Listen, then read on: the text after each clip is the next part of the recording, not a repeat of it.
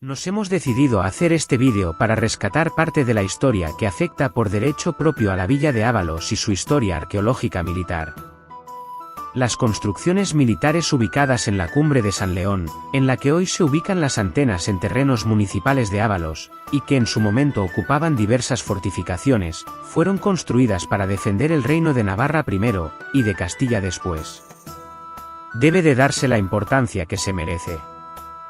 No debemos de olvidar que en una época más reciente, la construcción de un fuerte en el mismo emplazamiento del castillo medieval, dio cobijo a las tropas rebeldes de la Tercera Guerra Carlista, encabezadas por el regimiento Clavijo. En la mayoría de las fuentes consultadas, figuran estas fortificaciones en el término municipal de Peñacerrada, Álava, cuando la realidad es que deben de figurar en Ábalos, La Rioja, porque la inmensa mayoría del terreno que ocupaban estas construcciones eran y son, de su término municipal. Este trabajo tiene más de 2 años de investigación. Conlleva estudio y consulta de más de un centenar de organismos y archivos históricos como el de Navarra, el de Álava, el de Valladolid, Fundación Sancho el Sabio, archivos militares del Ejército, Hemeroteca Nacional, numerosos libros y publicaciones. Lo cierto es que nada se centraba en lo que nos interesaba porque en realidad no hay estudios arqueológicos ni históricos de este emplazamiento. La laboriosidad es ingente, al tener que investigar y traducir pequeños datos en decenas de documentos escritos en lengua romance navarra.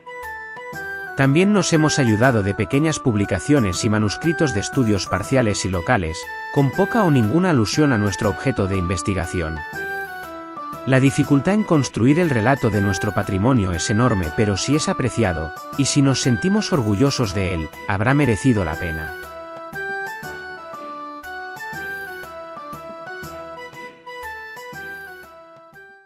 El castillo de Ferrera era una antigua fortaleza militar situada en el puerto de Herrera, en la cima de San León, a 1228 metros de altitud, en el emplazamiento que hoy ocupan las antenas de comunicaciones. Estaba ubicado prácticamente en su totalidad en la actual jurisdicción de Ábalos, en La Rioja. Entre el año 900 a 1100, los nobles y reinos cristianos del norte de la península, se enfrentaban a los emires y califas omeyas de Córdoba. Como los cristianos estaban mal abastecidos y peor organizados, lanzaban ataques e incursiones, en pequeños grupos de soldados, para posteriormente replegarse a retaguardia.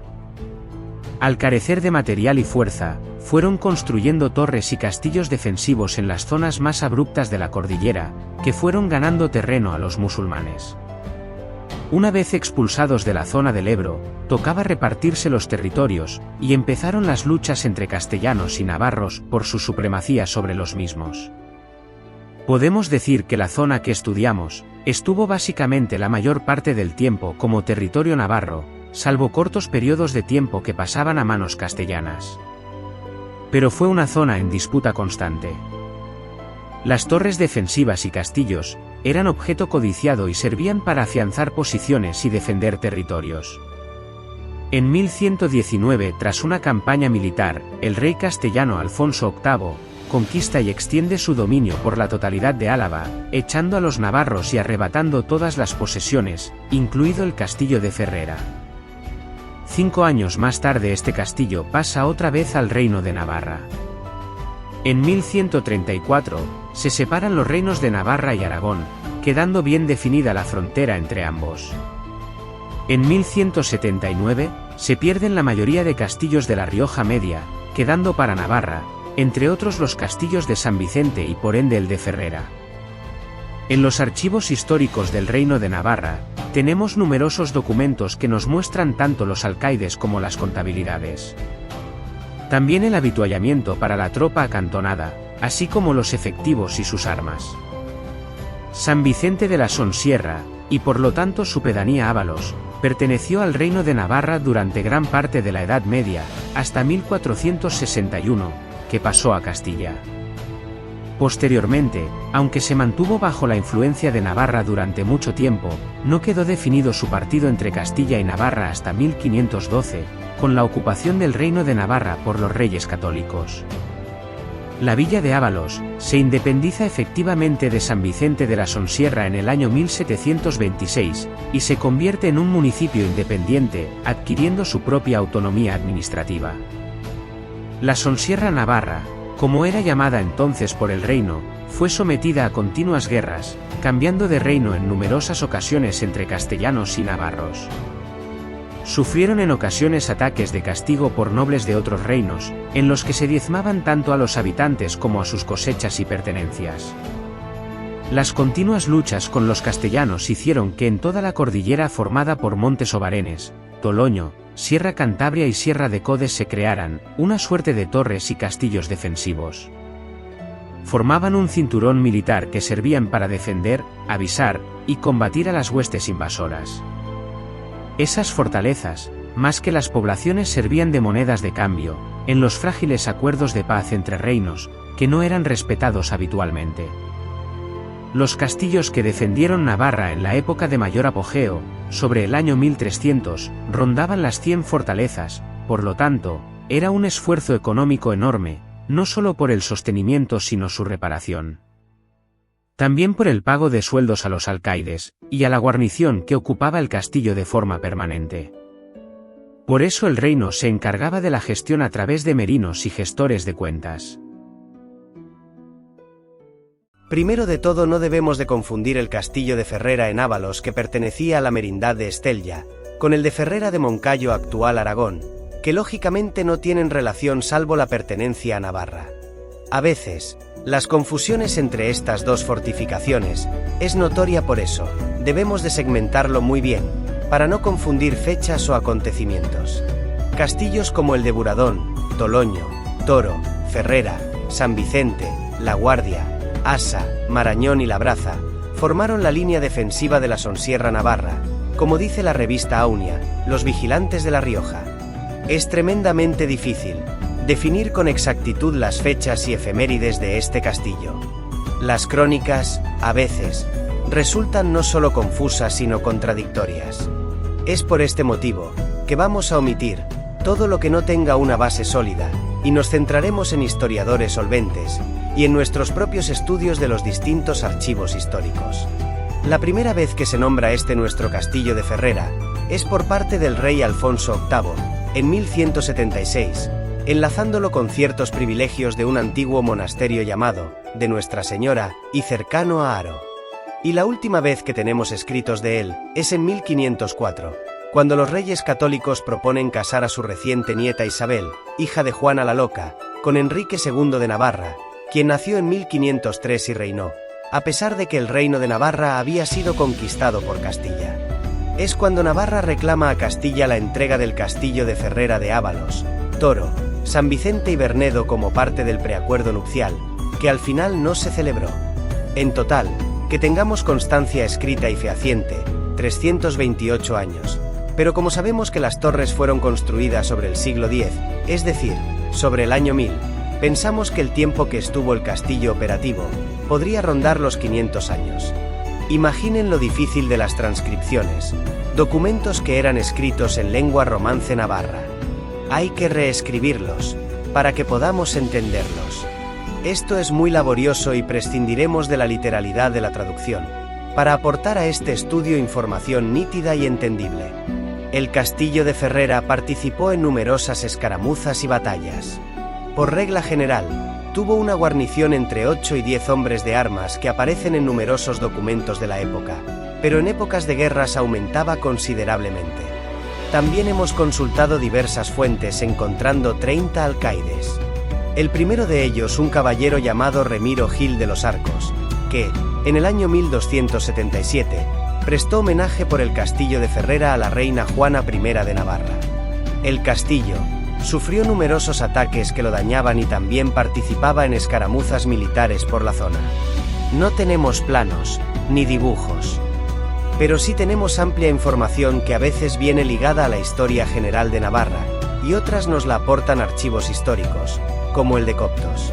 Este era un archivo contable en el que venía reflejado en lengua vernácula, lengua romance navarra, las transacciones comerciales y los apuntes contables. Nos desvelan cosas como la aportación de determinado dinero para arreglar la tercera planta del castillo, pues ya sabemos que tenía 3 plantas de altura. Si se aporta dinero para hacer un establo para los caballos, pues ya sabemos que tenía un establo. Por hacernos una idea, en el Archivo Histórico de Navarra, hemos tenido que cribar más de 180 documentos con referencias al castillo de Ferrera. La mayoría entre los años 1350 a 1450 sobre pagos al alcaide, entrega de alimentos para la guarnición y sueldos para los hombres de armas.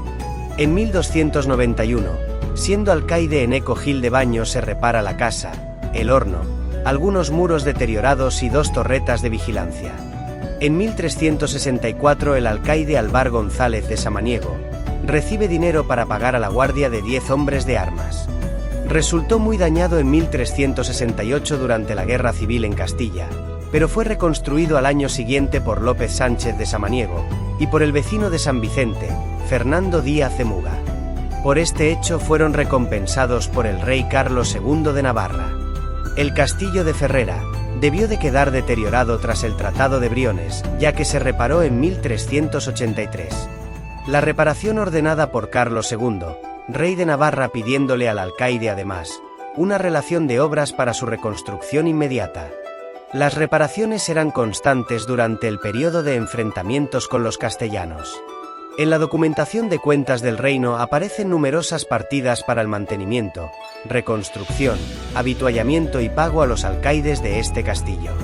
Se ve por las alusiones que era considerado un emplazamiento militar esencial y que formaba parte muy importante de la cadena de defensa, como control de paso entre Castilla y Navarra. Un aspecto curioso que afecta al castillo y a los habitantes de Ábalos es que en el año 1391, Carlos III crea una orden de caballería militar llamada el Lebrel Blanco, cuyo lema era «Buena Fe». Lo integraban, entre otras, las poblaciones y castillos de Viana, La Guardia, San Vicente, Ábalos, así como los castillos de Ferrera, Toro, Marañón y La Guardia, entre otros. Pueden ver emblemas de esta orden militar de caballería en las fotos de exposición. En el año 1460, siendo alcaide Juan de Walde, el castillo de Ferrera forma parte de la merindad de Estella.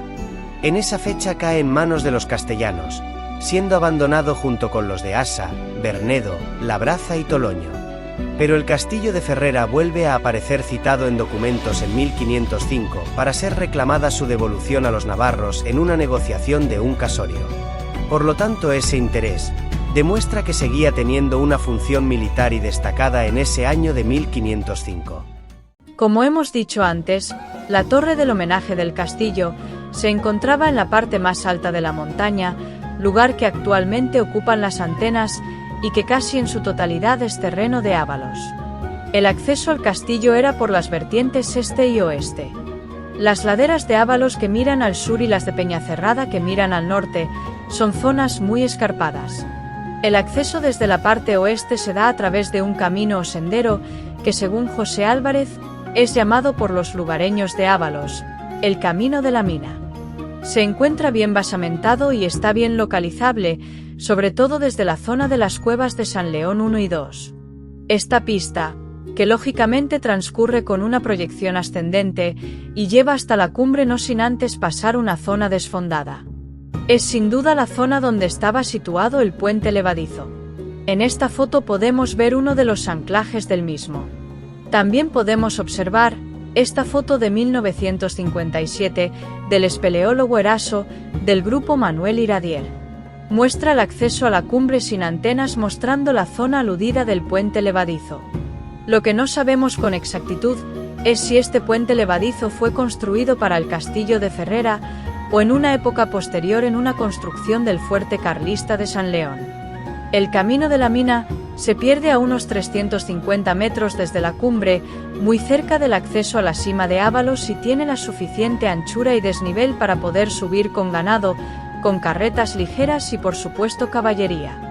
Los basamentos realizados son muros de mampostería con piedras de la zona, a saber por el color y la morfología de la misma.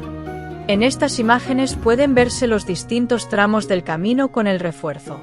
El acceso por el lado este se realiza desde la carretera general, en la cima del puerto de Herrera, cuya última cuesta se encuentra en jurisdicción de Ábalos. A través de una pista en forma de zigzag, que se hizo para instalar una caseta de retevisión y las antenas, se accede a los 257 peldaños iniciales de escalera y 22 peldaños de una escalerita metálica, que nos lleva a la cumbre. Este último tramo y zonas adyacentes como casetas están en La Rioja. La tercera zona de acceso es desde Ábalos a través de lo que los habitantes de la zona llaman el Hoyo de Bolarán, en la vertiente sur. Aunque no es fácil por los derrubios, se accedía a pie hasta la cima de San León, llamada por los lugareños La Mina. Desde allí hasta la cumbre. Aquí pueden ver un plano de situación con sus respectivas jurisdicciones. Puede apreciarse la división territorial y la ubicación de cada construcción.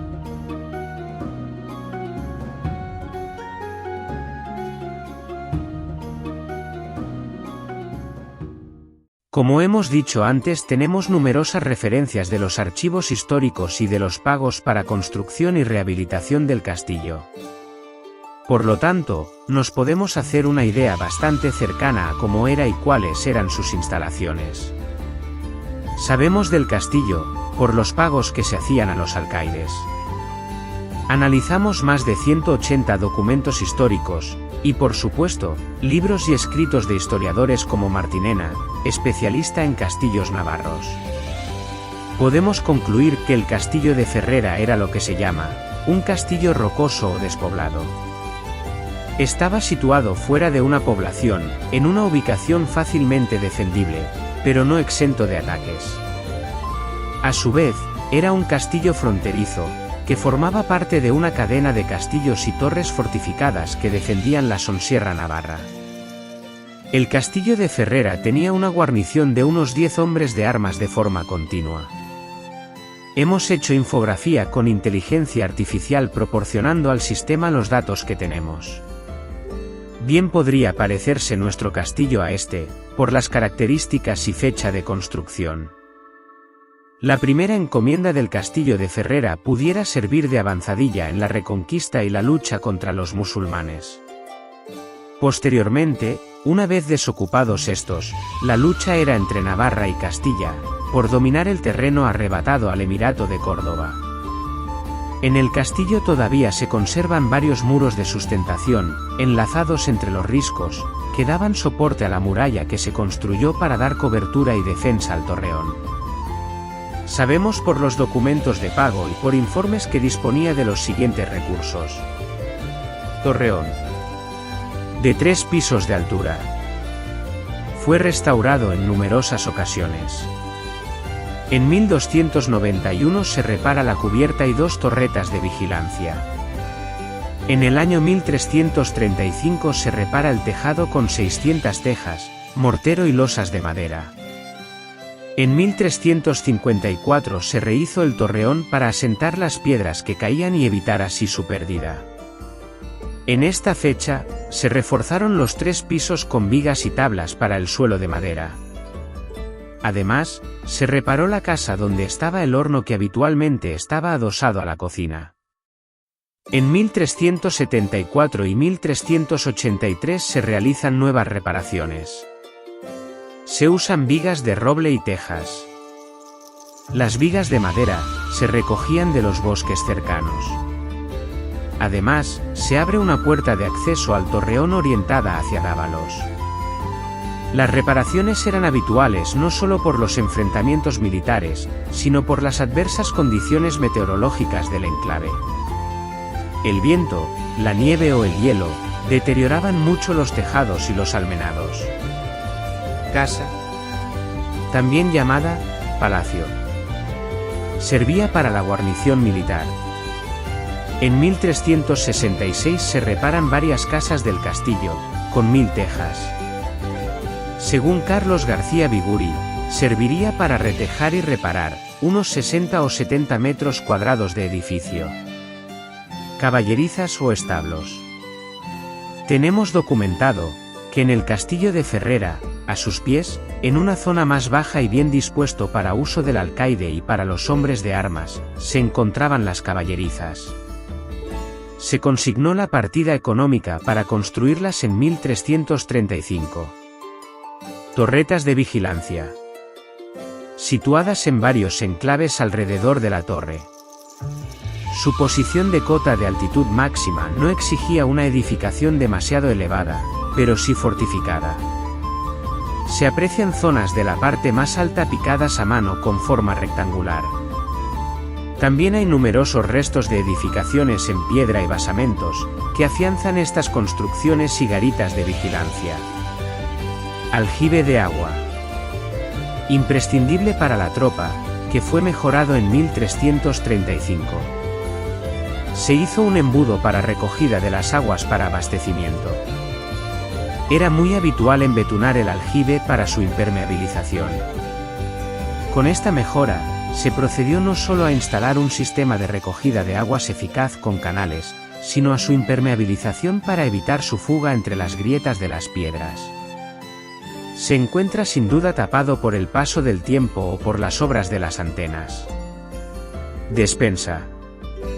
Barricas de vino y víveres. Se guardaban celosamente en esta dependencia. Se contabilizaba habitualmente para dar cuenta al merino o responsable de la comarca o merindad, y hombre de confianza del rey. Chimeneas. Para calentarse en casi todas las estancias. El acopio de leña para calentarse del crudo invierno, cocinar y para reparar las estructuras, estaba autorizado al castillo de Ferrera. Esto no pasaba con las localidades colindantes, porque no estaba permitido acarrear leña sin una contraprestación. Las cuevas. Son lugares estratégicos y en especial la más inaccesible y defendible, como la Sima de San León, que los habitantes de Ábalos siempre han llamado la mina. Era un elemento de suma importancia como refugio y guarda de alimentos y armas. Además era un elemento estratégico para sorprender a los atacantes por retaguardia.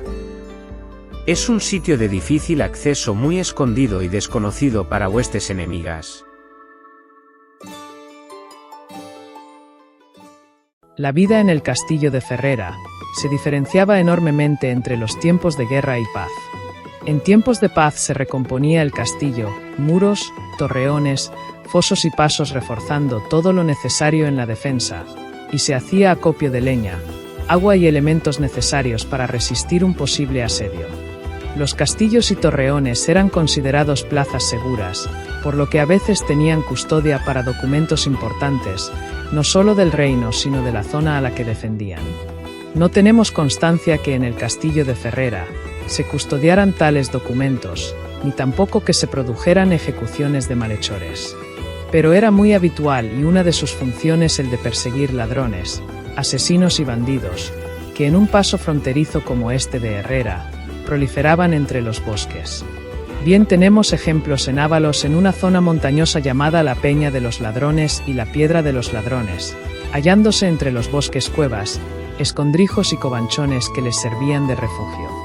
La práctica totalidad de los castillos navarros, sobre todo los fronterizos, pertenecían al rey, que en los mejor dotados, se quedaba a dormir si sus viajes por obligación así lo requería. Además de la rutina diaria debían de presentar cuentas, inventarios y lista de alimentos que había semestralmente, coincidiendo con los pagos que recibía el alcaide para su propia retribución y la de sus hombres de armas. Los alimentos que se consumían eran producto de varias fuentes de suministro. La caza en el bosque cercano, tanto conejos y caza mayor como ciervos o jabalís.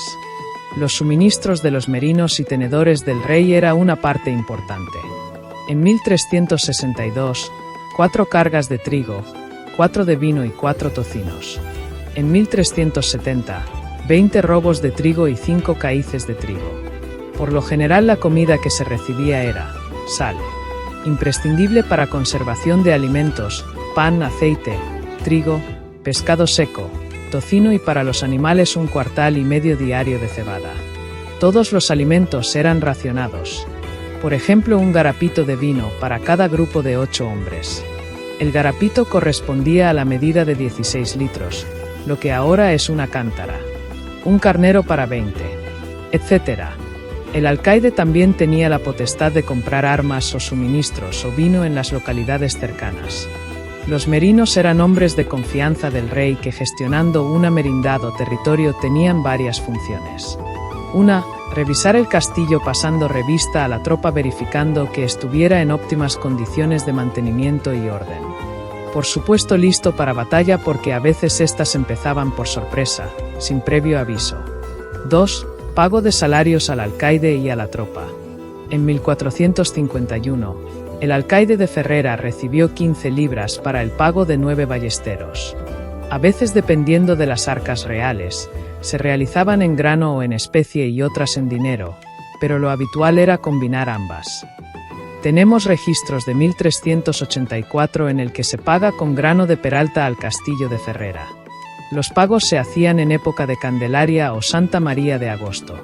Otras veces era el tesorero real el que se presentaba a pagar en el castillo de Ferrera, como figura en numerosa documentación de 1352, 1429 o 1430. 3. Recibir y comprobar inventarios de lo que había en el castillo para informar al rey. Hemos transcrito y tienen expuesto un documento de 1300, hecho por 2 testigos y el escribano del rey. Hace un inventario del castillo de Ferrera, contabilizando 24 docenas de saetas, 2 piedras de muelas, 50 celemines de trigo y 2 cubas, que caben hasta 50 cocas de vino. 4. Perseguir y castigar el bandidaje. A este respecto, Fernando Rodríguez Dávalos se encargó de la comarca de San Vicente de la Sonsierra. A veces estos representantes reales se presentaban con un retén o una pequeña guardia que imponía respeto y servía para custodiar la entrega. Un dato curioso que nos llamó la atención en este estudio fue la entrega en 1413 al alcaide de Ferrera, Fernando Ruiz, de 58 libras y 20 caíces de trigo por parte de Judas Orabuena, que era el colector de las perchas de las aljamas de los judíos. Investigando a esta persona con este cargo, parece ser una persona relevante de la corte de Viana, persona muy cercana al rey, recaudador de una importante comunidad judía que residía en la localidad, y además proveniente de una familia de famosos y reputados físicos, que era como se denominaba a los médicos en aquella época. En tiempos de guerra la guarnición podría duplicar la tropa suponiendo unos efectivos de 20 hombres. Cuando se intuía que iban a iniciarse pronto las hostilidades, se hacía acopio de alimentos y víveres en abundancia para resistir un asedio. Se llamaba a los vecinos para defender el castillo, como contraprestación a cobertura que brindaba Ferrera contra malhechores. El alcaide era la figura angular del castillo. Era la persona de confianza del rey y era nombrado por su lealtad además de su valentía. En el castillo de Ferrera de Ábalos tenemos contabilizados 30 alcaides. El primero de ellos en 1277 y el último en 1454. Algunos repetían cargo, otros eran hijos o tenían parentesco cercano. Es por eso que vemos en la lista de la exposición nombres repetidos. El alcaide era una persona con linaje de hidalgo. Tenía la obligación de residir en la fortaleza y es por eso que los merinos y hombres de confianza del rey solían hacer visitas para comprobar que esto se cumplía. En 1359 el merino de Estella, Jan Chamherboust, certifica y levanta acta que el alcaide de Ferrera, Álvaro González de Samaniego, reside en el castillo con toda su familia. Además de tener el castillo en orden de batalla y bien pertrechado, debía de servir de ejemplo. En caso de dejación de funciones, era destituido y reemplazado por otro hidalgo. Debía de defender con su vida el castillo. En caso de derrota, debería de quedar muy mal herido o muerto de forma que todos pudieran ver que vertía hasta la última gota de su sangre. Dar muestras de su valentía y arrojo, cayendo si fuera preciso, desde lo alto de la torre. A veces estas prerrogativas venían redactadas en un contrato que el alcaide se obligaba a cumplir. Nos dice Juan José Martinena, que el alcaide de Asa en 1429 cayó muerto a los pies del torreón, defendiéndolo con bravura de un ataque castellano. El asedio era una de las formas de intentar rendir el castillo. Otra de las formas era con proyectiles de catapultas, asaltos con escaleras y derribo de acceso con fuerza bruta. No obstante, debemos de considerar que todos estos castillos tuvieron una transición importante en cuanto al avance de las técnicas de artillería. La artillería en 1200 y 1300 se denominaba al conjunto de flechas, ballestas y armamento necesario para la batalla de época. En 1380 se inicia la construcción de rudimentarios cañones de pólvora a cargo de artesanos extranjeros. Se estudia el trazado, alcance, velocidad y trayectoria de los proyectiles y el diseño de las armas de fuego. En caso de guerra se llamaba a los vecinos a sabiendas que después de la derrota de un castillo, en su área de influencia se produciría el pillaje y expolio de la población por parte de los atacantes. Las ballestas con las que se defendía el castillo hasta 1400 era un arma formidable, ideal para los asedios. Fue una de las armas más influyentes del final de la Edad Media. Permitía a un infante disparar con gran fuerza un proyectil, llegando incluso a perforar la armadura de un caballero. La principal ventaja de la ballesta era económica. La munición era más barata, y era más fácil entrenar a los ballesteros. El arma en sí, aunque constaba de más partes, tampoco era mucho más cara, ya que la fabricación de arcos de guerra requería de gran habilidad. Tenemos un documento y su transcripción paleográfica de 1430. Describe el pago por parte de la reina de sueldos de 8 hombres de armas, 20 ballesteros y suministros para 9 caballos, en la fortaleza de Ferrera. También hemos transcrito el documento de la compra de 2 cañones de artillería que se había mandado comprar por 12 florines que recibió el alcaide, Juan de San Juan en 1429, de las manos del tesorero real. Este era llamado Gil Pérez de Saracha.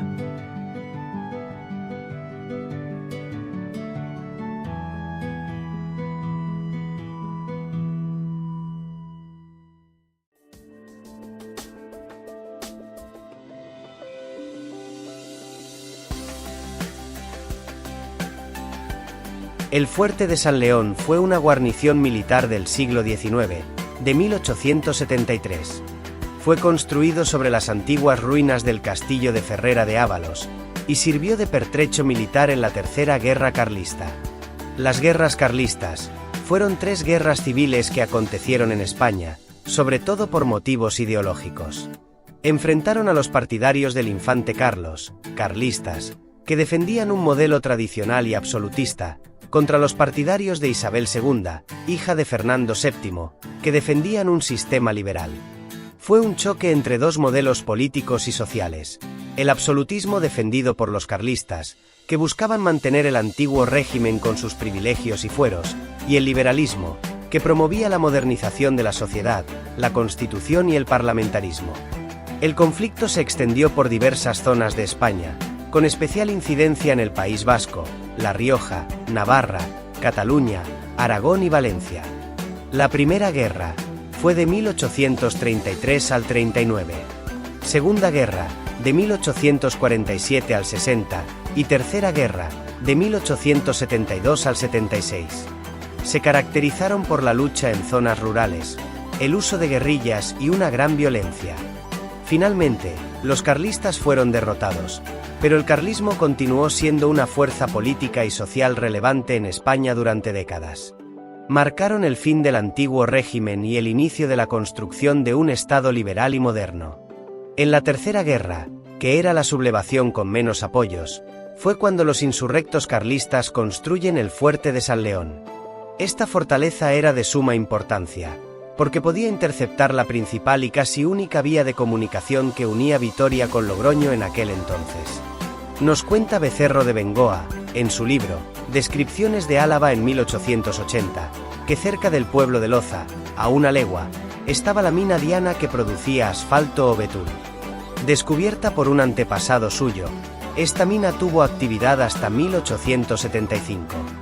Fue en esta fecha cuando llegaron los carlistas, desbarataron todas las instalaciones, rapiñeando piedras, tejas, tablas y todo lo que pudieron desmantelar para construir el fuerte de San León. No contentos con esto, los amotinados prendieron fuego a los depósitos de asfalto, durando la combustión, varios meses. En la exposición pueden verse documentos firmados de recepción de suministros a este fuerte. Mantas, leña, aceite, vino, pan y múltiples suministros desde los años 1873, 74, 76 y 78, lo cual implica que el inicio de la ocupación del fuerte se hizo 2 años antes del expolio de la mina Diana, y que posterior a su rendición en 1875 fuera ocupado por las tropas liberales. El general liberal Quesada tomó esta fortaleza el 5 de noviembre de 1875, tras la rendición de las fuerzas carlistas que lo defendían, y en especial el afamado y combativo Batallón Clavijo. La fortaleza de San León apenas duró 2 años en manos de los carlistas, antes de ser tomada por las tropas liberales. Según nos cuenta el periódico La Ilustración Española, en su edición del 15 de noviembre de 1875, que la fortaleza estaba defendida por un centenar de carlistas del Batallón Clavijo. Capituló el 5 de noviembre sin lucha viendo la enorme superioridad de las fuerzas del enemigo, siendo ocupada por 2 compañías de los regimientos Princesa de Asturias, 2 secciones de ingenieros de artillería y la contraguerrilla de Miranda.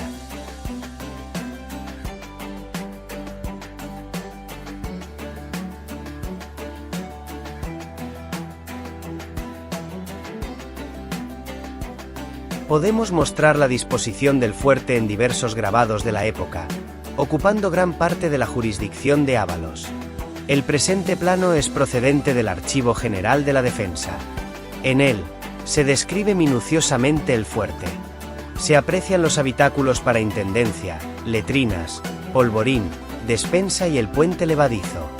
De este puente levadizo ya hemos hecho alusión en la descripción del castillo de Ferrera, y volvemos a mostrar la foto de los anclajes y del lugar llamado, por los habitantes de Ábalos, Camino de la Mina. En este y otros grabados realizado por el afamado dibujante militar Crespo, y visados por el jefe de la guarnición, también se aprecian 3 piezas de artillería. Una apuntando a la travesía del puerto, y 2 apuntando al camino de ascenso de Ábalos, otro punto que debía ser defendido. También puede verse en la exposición de los periódicos de la época, información sobre la rendición del fuerte y las 5 condiciones de la capitulación, entre ellas no ser deportados a la isla de Cuba. Era habitual, una vez terminada la guerra, proceder a la destrucción de fuertes y fortalezas. Pensamos que los pocos vestigios de este fuerte son consecuencia de su destrucción para evitar que en otro posible levantamiento pudiera utilizarse por los insurrectos carlistas.